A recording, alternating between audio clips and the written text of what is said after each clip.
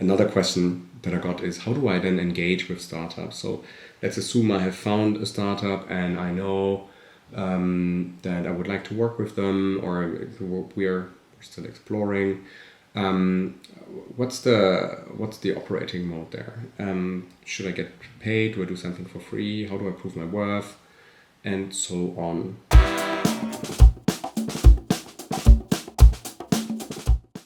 What you need to understand is that, and I'm really generalizing, but by and large, the younger a startup is and the less customer it has and so on, the less money they have and the more difficult it will be for them to do things that add to their monthly burn rate, their monthly cash burn. And so it's always more interesting if you can, not always, but it's often more interesting to work with a bit later stage companies that have at least secured funding from a venture capital fund or from other investors so that they can afford to pay you something. But what you can always think about is either they give you money or they give you shares in the company. These shares in the company can be very interesting because at some point, if the company has success, then it will be much, much, much more worth than what you've received in the beginning. However, that is a bit of a difficult calculation to make, because if they get more funding afterwards, then you will dilute, which means your shares will be less in percentage. They could be worth more in absolute terms. But if you, in the beginning, you get, let's say, 1%, that does not mean that when the company gets sold, that you will have 1% of that. You will probably be somewhere around 0.2, 0.1 or something like that percent, which can still be really lucrative. But just so you know, it's important that when you get a contract with this, there are different types. There's something called ESOP. There's real equity and warrants, I don't know, whatever. You really have to understand what the offer is and not just look at the individual numbers and get a walk through what that would mean in the future. And frankly, it's often not as much as people would think. Plus, it comes with a risk, because if the company does not succeed, if it is bankrupt, or if it gets sold at a minimum price, then you might never see anything out of it. So then you put in a lot of money, you had something on paper, but that something is nothing, and then that's it, right? So you're left with experience.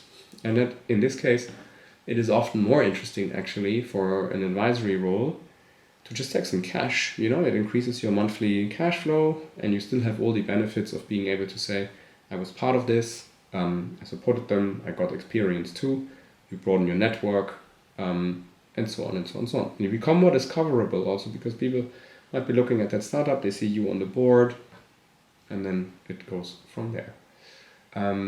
There are other things to consider. I don't want to annoy you too much with that, but if you have some equity, then your non-compete obligations are different than if you are just an employee or a freelancer, and then maybe you end the contract, so then after a while you can actually work for a competitor. It's much harder if you are a shareholder in a company, even if you don't work there anymore. And it also depends from country to country, so you need to get some legal advice there. And there are very different tax implications that come with these different ways of incentivizing you or having you partake in the success of a company. And often just getting a fixed salary is more straightforward. For many doctors, it's clear what it means. You have it in your bank account and you can work from there. So for the beginners, probably that's often a preferred option. You can also have a hybrid option where you get some shares and you get some fixed money. They can do things based on certain success milestones and all of that. I am generally a very big fan of keeping these things very, very, very simple and not trying to make it super complex and depending on, I don't know, what milestones and so on. That's just touching at the high level. You need to research these things. You need to go to the founders that make you an offer and let them explain to you what it means in the contract, how they understand it, why they chose certain things. Take good notes of that, and then invest in a lawyer. I know it's going to be expensive. I know you don't want to do that, but it has two advantages. First of all, the contract will get better. You will clearer understand what's going on. I guarantee that there will be things that you would have misunderstood or not even really looked at in detail or questioned until it is too late.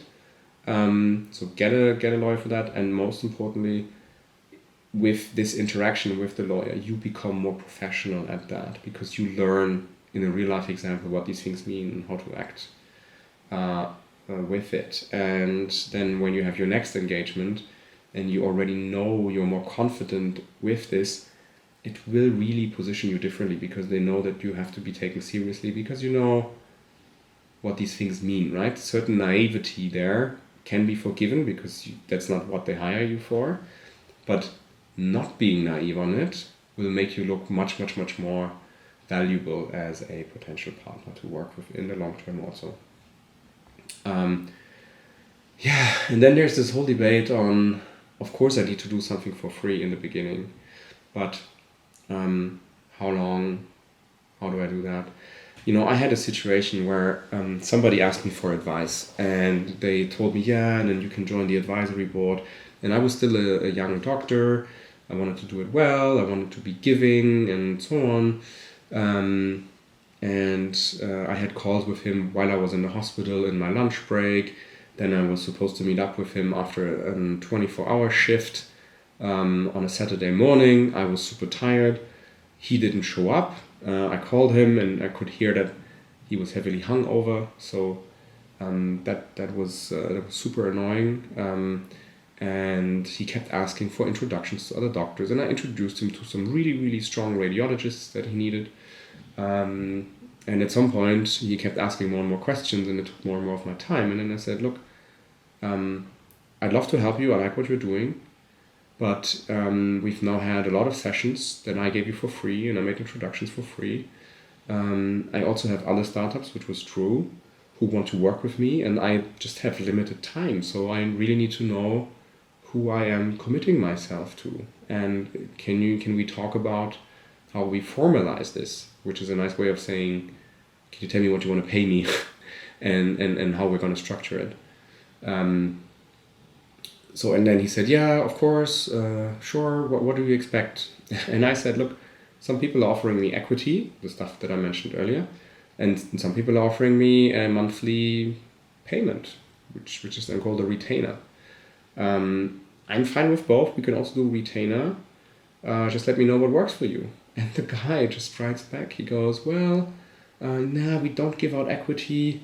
We also don't really have money for advisors right now. And, we're also really focused on engineering, which was basically saying that we don't really need you. And the most important thing right now is just introductions.